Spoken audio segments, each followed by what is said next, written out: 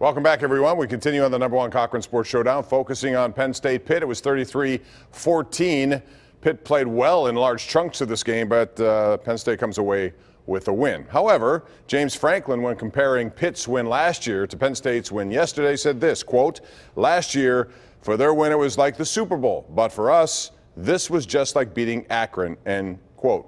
So Andrew Fillipponi, did he underplay his own scheduling, which maybe in turn led to him dropping in the rankings today from 4th to 5th?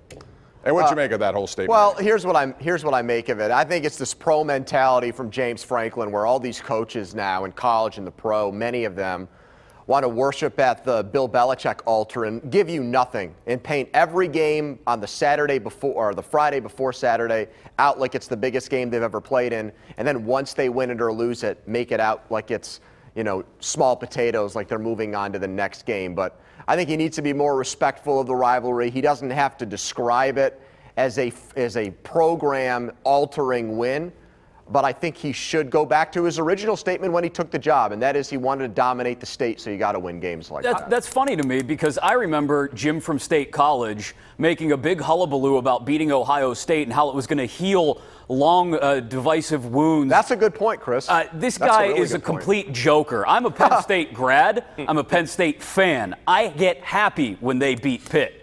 Okay? James Franklin, you're full of it. It was so much more than beating Akron. You're beating the team that beat you last year and kept you out of the playoff.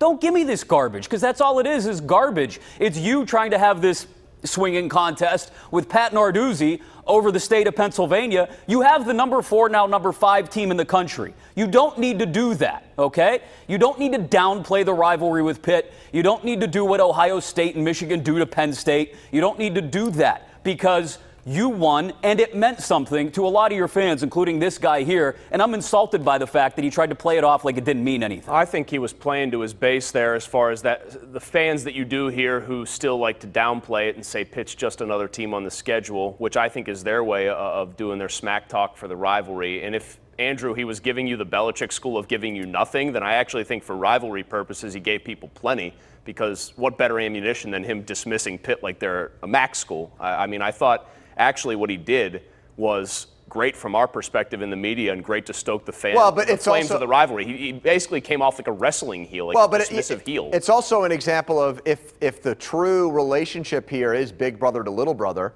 you don't brag about beating your little brother. If you feel like you are the superior program in every way, you know. I don't doubt that he actually feels that way. I don't. Coke doesn't have to talk about RC Cola.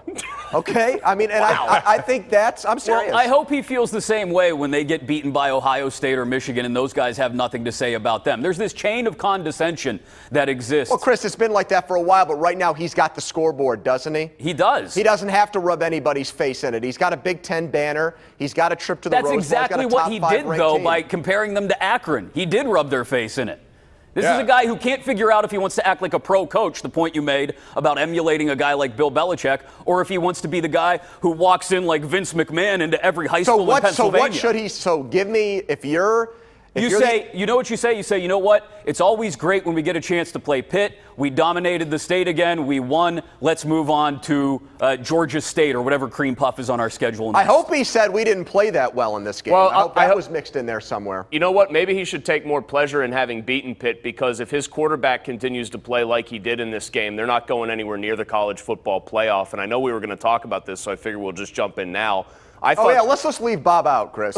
Bob, is that okay with you? I mean, let's cut the transition. I had a totally different topic to go, but go ahead. No, I do want to say we talked about Roethlisberger being so unimpressive in large stretches. Roadbend showed up. We at least know there's a pretty good body of work over many seasons, over a decade plus, that he's going to be better. Trace McSorley, man, they took away the deep ball. I thought Pitt did a really good job game planning him and forcing him to go underneath or forcing him to make more finesse throws. He couldn't do it. That team has two absolute offensive studs in Gesicki and, of course, Saquon Barkley. I had questions going into this game about the quarterback. I have much bigger questions coming out of this game about Penn State's quarterback. That's actually a good segue into what I wanted to ask, and we got to make this quick here.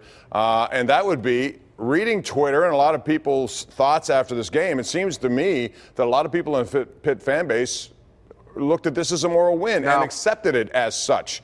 This is year 3 of Narduzzi. It shouldn't be this way, should it? No, I don't think there's ever a such thing as a moral victory when Pitt plays Penn State.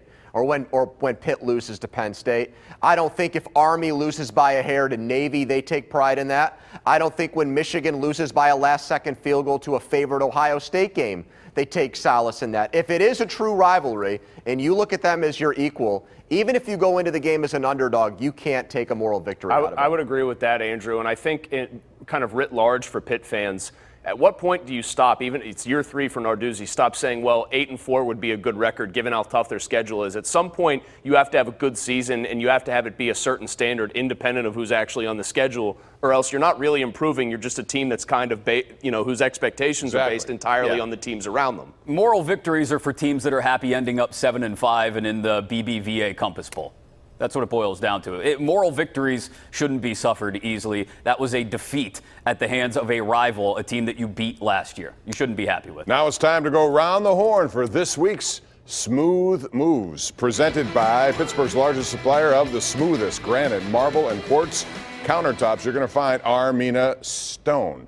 So, Chris Mueller, what is your smooth move of the week? Believe it or not, I'll stay on topic with that Penn State game. And even though Pitt lost, this is not a moral victory smooth move. Ben DiNucci on his touchdown run planted a foot and undressed a Penn State linebacker right in space there. I'll give Ben DiNucci. He's not their starter, nor should he be, but I'll give Ben DiNucci the smooth move.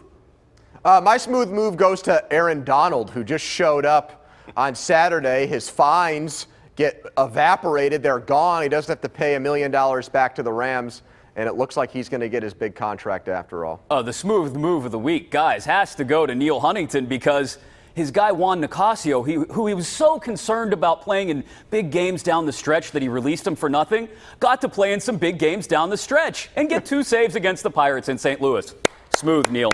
Smooth. And that's going to be our next topic. My smooth move goes to Baker Mayfield, the quarterback of Oklahoma, who not only dissected Ohio State's defense in Columbus, then he got the flag, a victory lap, and then planted it right in the O at the shoe. That's smooth move in college football. All right, that's our smooth moves of the week. Brought to you by Armina Stone, who features Pittsburgh's largest indoor stone gallery of granite and marble countertops, all imported from all over the world to give you the smoothest countertops in this area. Score a touchdown with new granite countertops from Armina Stone. Pirate Talk is coming up next.